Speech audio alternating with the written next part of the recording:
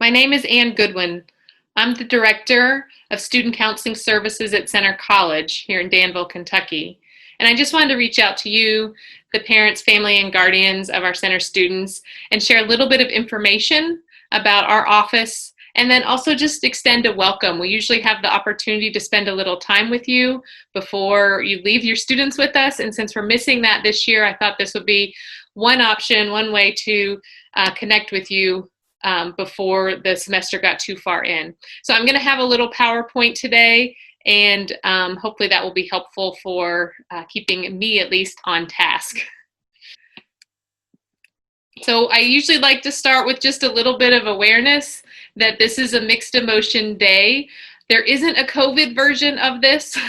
I guess it would be just a lot more intense version, but it's just a reminder that that we are aware of the emotions that you're having today as we start this, as your students start this, their first year of college here at Center College. This is the staff of the Center College Counseling Office. So there's myself, Ann Goodwin, and then the other three counselors are listed here.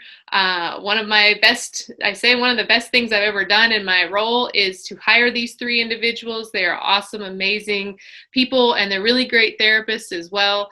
If your student is working with any of the four of us, I think that they have a very solid, good therapist that they're working with, and we have a lot of different disciplinary backgrounds. So I recommend, I would feel very comfortable recommending my kid to any of these therapists as well. And then I also wanted to show you where we're located. This little brick part on the front of student health is the counseling offices. So those three windows look into three of the four counseling offices. They do have reflection on them. So during the day, you can't see in. During the night, if we had to meet with a student, if it were evening, we would pull the shades. But it allows us to have a little daylight, make a more pleasant office experience, but it does protect confidentiality. So that's right next to the football stadium and across the College Street from the swimming pool, if you're not quite sure where that's located. Just to share a little bit about center counseling so you can kind of get your brain around what counseling services are like in the college setting.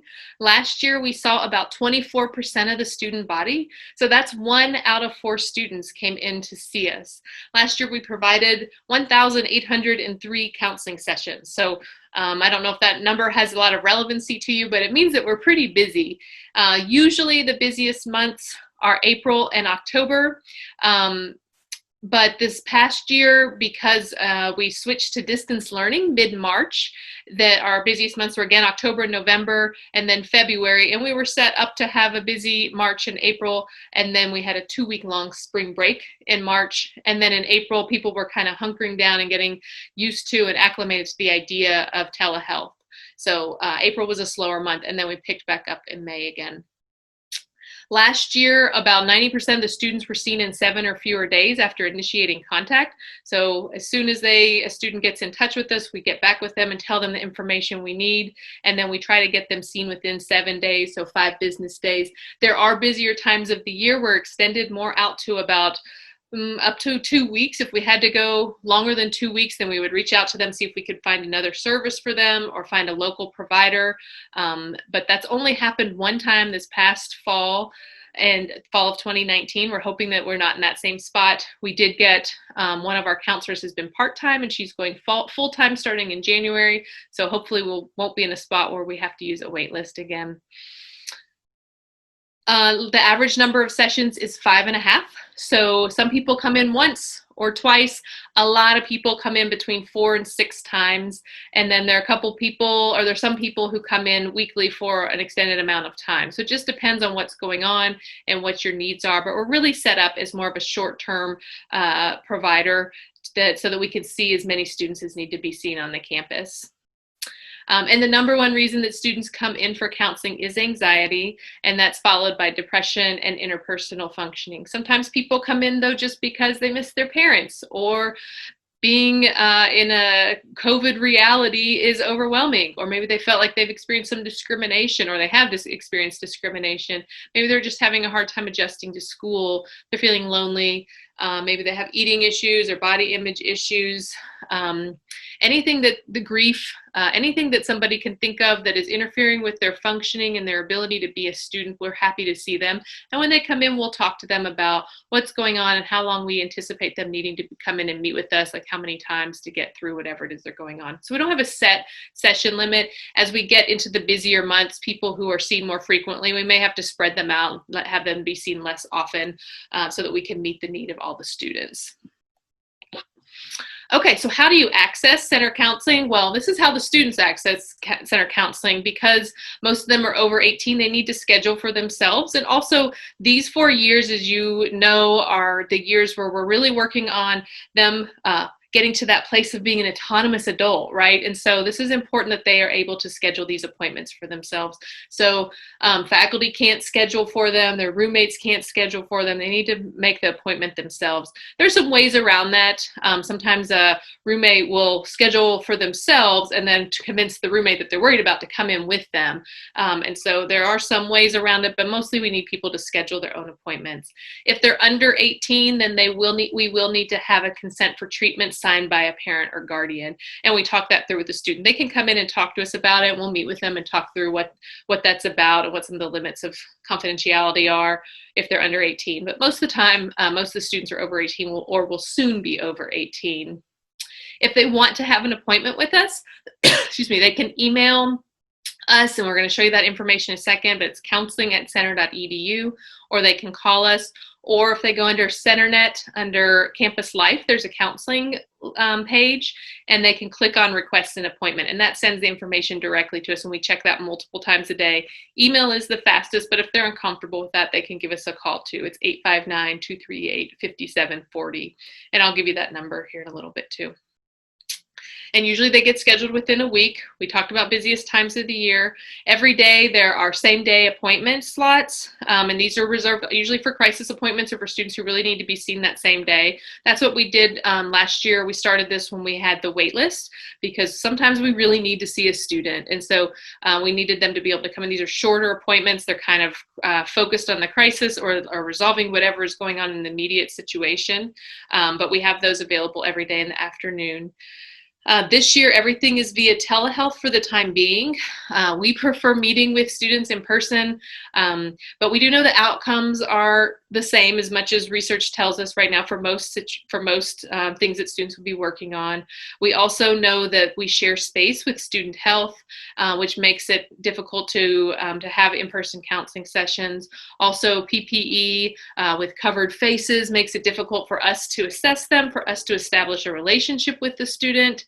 And all the counseling centers in Kentucky that we know of, and a lot of counseling centers across the country, are starting with telehealth this year. So we're hoping that we're not in this spot for a long time, but for the time being, we think that this is the best thing that we can do. The other thing that happens is if we were to contract or become infected with COVID, we would have to share with the contact tracers who we had seen, which makes confidentiality pretty complicated. So anyhow, this is the safest way right now for us to provide our services.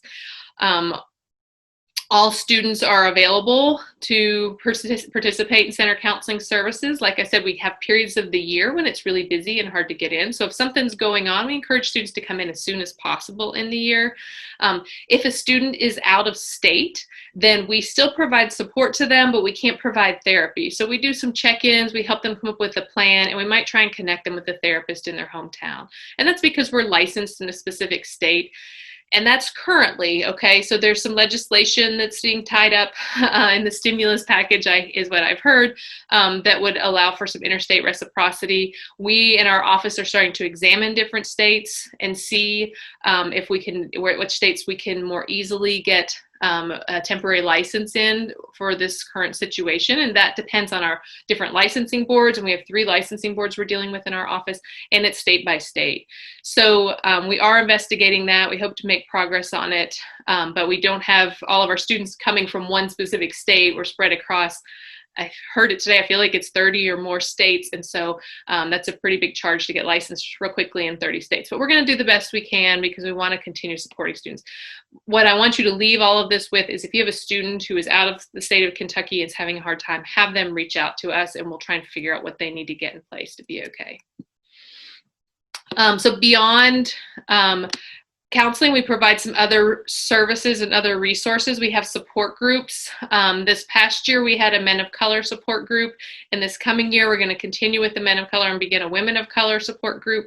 For several years now, we've had a support group for students with learning differences. So this is, for example, dyslexia or ADHD and kind of coping with that in the college setting.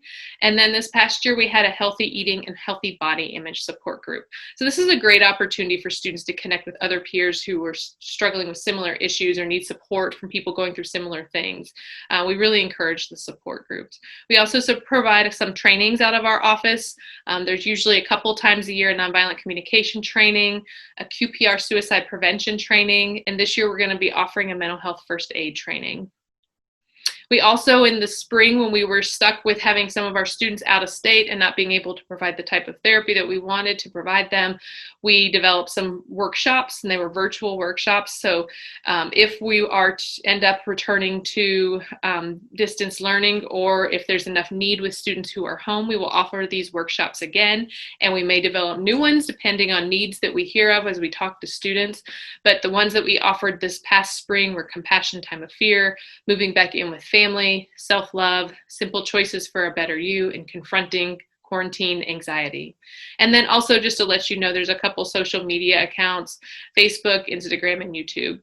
Those are the ones we have for now. We'll see if we need to build on that as far as social media campaigns. So I just wanted to take a minute and explain confidentiality. I'm a parent too, and I definitely like to know what's going on with my children. And this is a new phase that you're in, with them being 18 or almost 18, depending on how old your student is. And confidentiality in therapy is very, very important. If you haven't participated in mental health services yourself, then let me just kind of help you get your brain around it, that to be able to come in and talk about some of your deepest fears, or things that are most your insecurities, things that have been very hurtful to you, relationships that are very private, and you kind of feel bad talking about them because they're people you love. To be able to do that, we need to really build a trusting and safe environment for a student, and the core of that is confidentiality. So they need to know if they come in and talk to us, that information is not going anywhere. We're not going to turn around and tell their professor or tell the administration at the college or tell their roommate or the person that they're dating. They need to know that is staying in that room. And as if you do know some issues around mental health services, then we do have licensing boards that require this. So it is required that we absolutely maintain confidentiality. So things that in other offices would be shared up for maybe disciplinary reports, in our office stays right there. So students can seek help around issues such as substance use, or if there's a sexual misconduct situation going on, if on either side of the situation, they can come in and talk to us, and there's not any chance of them getting in trouble for that. So the couple exceptions would be anything about safety. If they're a threat to another person, we have to report that. If they're a threat to their own safety, we have to establish safety with them, which may involve contacting somebody depending on what's going on with them and the level of risk. And then if they disclose current child abuse, somebody under the age of 18, we have to report that as well. So what that means for you as a parent, when you're worried about your child's mental health, your adult child's mental health, if you want to call us and talk to us, feel free to do that. But we can't even tell you if they're coming in or not, which I understand.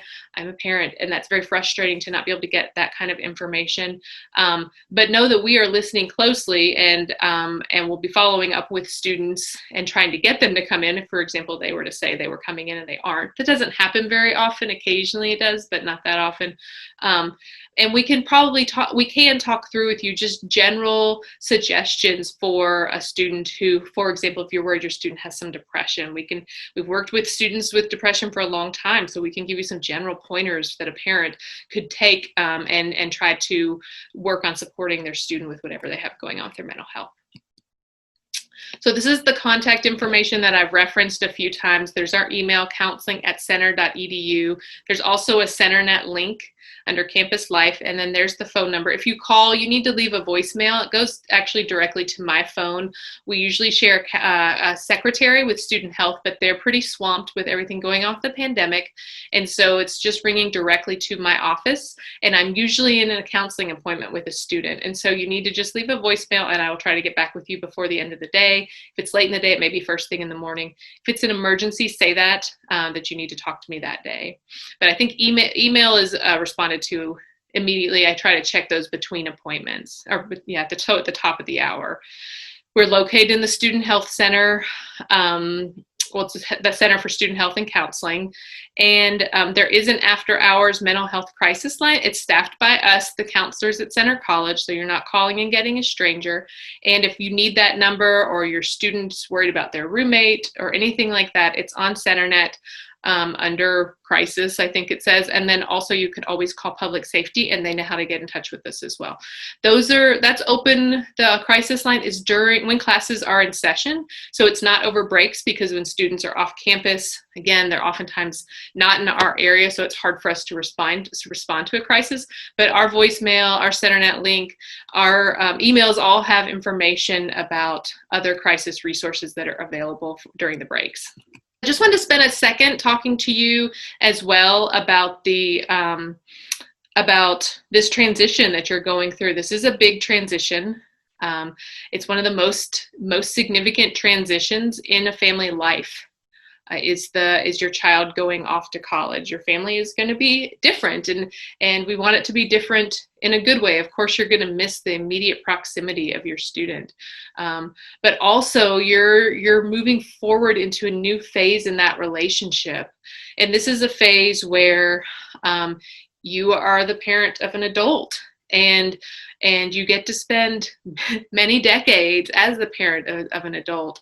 And if you look around you and think about people you know who are adults, who have really great relationships with their parents, I encourage you to spend some time this fall and this year thinking about what you want that relationship to be like with your child now that they're evolving to an adult. And you're not going to immediately be there, but you can start thinking about it and working towards that.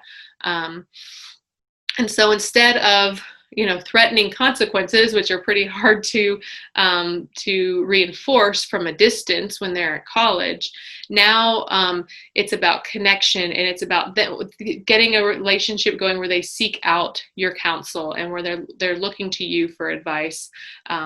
So thinking about the importance of communication here and the kind of communication you want to have with your young adult. Here are some recommendations that we provide parents every year. And so I think these are good highlights. This is all things that you know. You are a great parent or family member or guardian who's raised a wonderful young adult, and you should feel very proud of yourself with where they are already in life and how hard they've worked to get here and how hard you've worked to support them in getting here. So this is just kind of a recentering, reminding you of things that you already know and have been practicing. So one of them is that they need to hear your voice. They need to hear your voice, okay? The voice of the person who has worked hard to get them here, who has supported them for years. So just texting, social media, and email, they don't get to hear your voice. And you need to hear their voice. It's easier to fake it in a text or an email, but if you hear their voice, you'll have a better sense of how they're really doing. I would encourage you to find a time every week to talk to them. They can't do every week, or they probably will have a hard time with that during finals week. Then maybe it's a little bit more spread out, but I would find a time and just have that be the set time for talking. And I encourage you to ask open-ended questions and not just yes, no questions. Try to understand about their life, about their days, about the new people they're talking to, about what they're thinking about, new concepts they're learning about in college. They're going to learn about some things that are going to crack your world right open too, okay? And also tell them about what's going on at home. They may not ask this. They may not even know they need to hear this, but tell them about your neighbor. Tell them about the pet. Tell them about siblings. Tell them about anything that they would typically observe and be kind of interested in from home, even if they faked it in high school. Just go ahead and share with them and help them feel that connection to home, and that will help them through this semester as well. At the college, the primary way of communication is the email. There are a lot of emails in a day. And so you want to encourage them to check email. If they're ever not checking email, then that's a red flag that maybe there's some avoidance going on, because that would be where a professor would say, hey, the test isn't tomorrow, it's next week. Or it could be like, I need to talk to you today about this missing paper. So you want to just, when you're talking to them, feel out if they're checking their email. Also paying attention to the time of the day when they're communicating with you. Sleep is a challenge that they're going to have to figure out this year.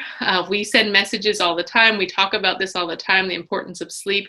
We witness it all the time, of how it can interfere with functioning, not just emotional functioning, but also cognitive functioning. People are less smart when they're tired. So, but that's something too, that if you can find a way to communicate and encourage them to be getting sleep at the right time of the day. I found in the spring, when the world got turned upside down, when we were first adjusting to COVID-19, that a lot of students' sleep schedules got turned upside down because they didn't have to be anywhere at a certain time. And so, but what they do need is daylight, and they need to expose to daylight during the day, and they need to be exposed to other people during the day. And so we want to try and keep their days and nights straight.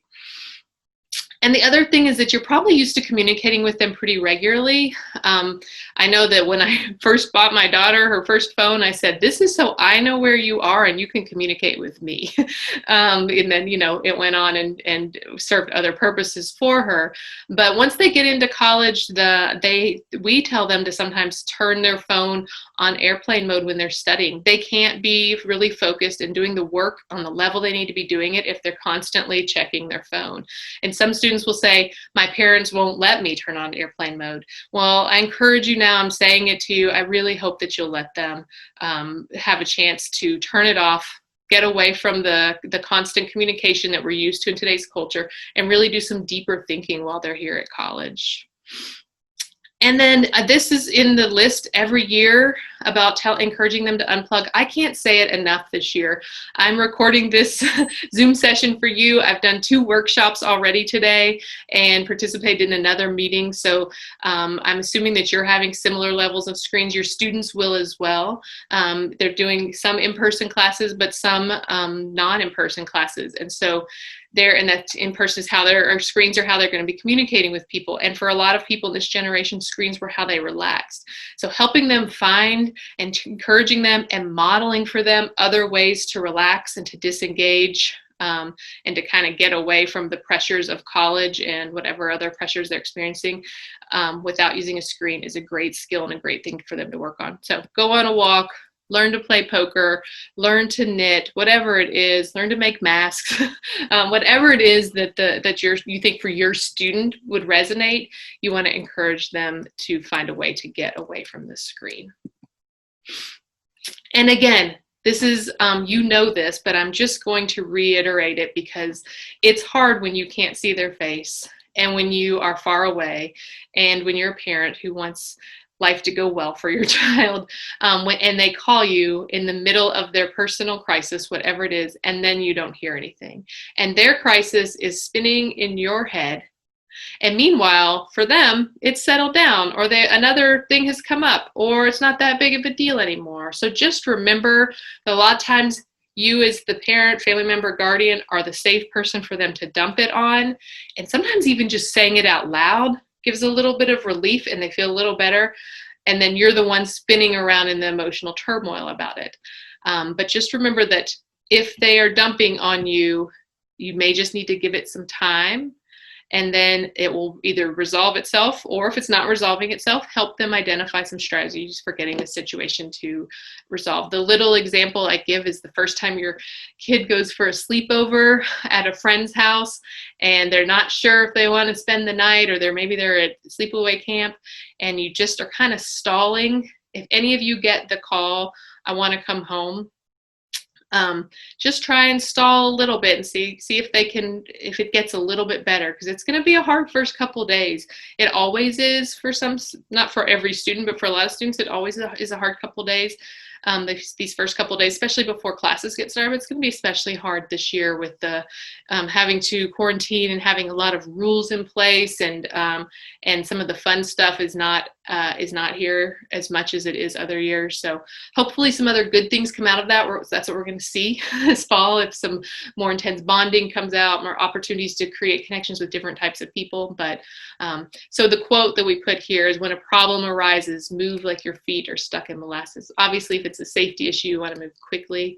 But if it's something about just emotional discomfort, or it's not a great day, then we got to remind them that this will likely pass, and let's get up and try again tomorrow. Okay, I'm going to wrap up here. Again, I'm trying to be sensitive to your amount of screen time. I just wanted to share a story with you. So I don't know if you have ever seen a contraption like I have pictured here on this screen.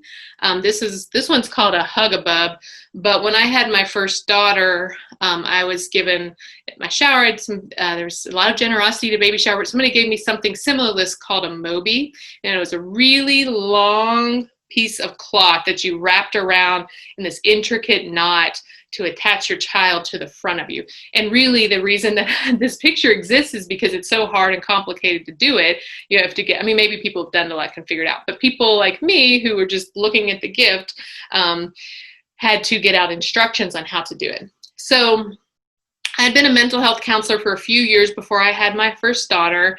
And then went on maternity leave when I had her, and about 2 weeks after giving birth, I was going to a family reunion, and there were about 150 of our closest relatives were going to be at this family reunion. And this was my first child. And so I remembered that this thing existed, and I dug through my, the different things that I had, the baby gear, and I found this one, and I started doing this really complicated knot to attach my child to the front of me. And one of the relatives saw that I was doing this, and they were like, "What are you doing? People are going to be wanting to hold that baby all day long." I mean, she was just so little, and I was like, "They're not touching my baby." So Mama Bear had come out in me very strongly, and I was going to come up with whatever barrier I could come up with, which in this case, it was this Moby to attach my child to myself so that I could not be handing her off all day. It was just too much for me. So at the end of maternity leave, I went back into work and back to counseling. And I did get better. Other people were allowed to hold my daughter. I definitely was a lot better when my second child came along.